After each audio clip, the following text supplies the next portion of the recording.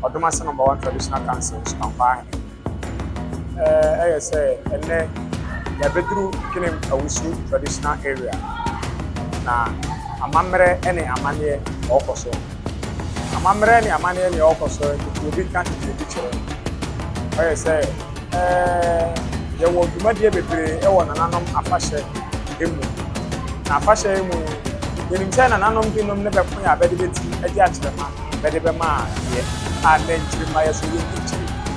nti say ye amamre ne amane a say ye yidasi ho na ye kai ye nananom a sebe bede beti bedi akyerema e ma apronchampema ne ye so ye nya efa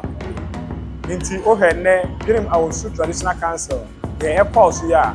nananom ye amamre e de kai ye nananom a bawu ko na ye nyina ye nimpi se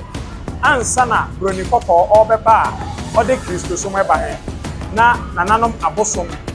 bisuo ene nkonja tuntum be ya fa na nananom be de echechiri pepuro ana be de echechiri be mane kro bia hene be kosa nananom na be kosa na abosom de be yesa hena be de animu na be de kosa ndi se ye kaye nananom dia na ye kaye abosom ye kaye nkonja ye kaye nsuo na ontimi eninam enja jaho nti enne nananom kai ye nananom a baba ekọ nese se abosom so beba na bebe da be ho adi na be hu se ampa ben nananom ne beko ya beje akyerema edisiwa ne bronchampem ye so ye nya ye fa hodie nti ne ho hedumade ne okọ so e wo Dwenem Awasu traditional area ha a nanabo fopene okopajan a otoso 9 odi animu a on natankoja na eye Munufie afahye kese a ye di e dia kai ye nananom ene ye guso a ye yo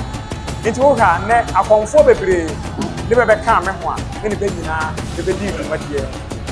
ye wo nana kwasi sei a ofiri wanchinkyira ye wo nana afia ye boa a ofiri breku a akomfo bebre ne be ka ho a ye nyina ye ba ya ye be di dwuma beta nananom achi nti ye kai awaba hunu sa ampa tete obi ka tete obi kire na amamre ene amane ye ntontwene na mpanfo ne be ka de se wo wura furu krom na benti a sebe o yira adwabo ase nti ye kire se amamre ne amane ye oya ho nti nanne ye muhuru ye sa na otie